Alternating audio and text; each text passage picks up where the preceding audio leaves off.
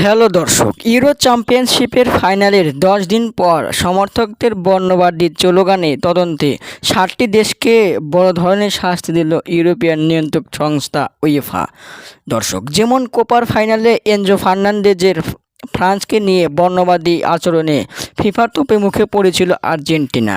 মাপ চেয়েও কোনো কাজ হয়নি আর্জেন্টিনার, শেষমেশ শাস্তি পেল আর্জেন্টিনা।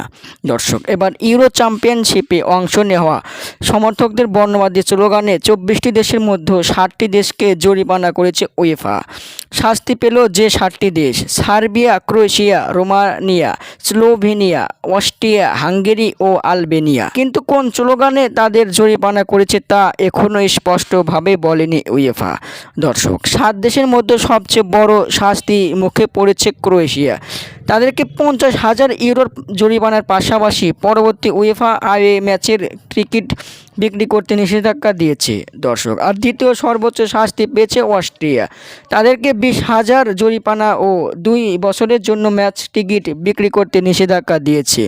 তাছাড়া আর বাকি সবগুলো দেশকে একই নিষেধাজ্ঞা দিয়েছে উয়েফা। দর্শক, আপনাদের মতামত কি? কেন এমন শাস্তি দিল উয়েফা? কমেন্টের মাধ্যমে জানিয়ে দিন। ধন্যবাদ।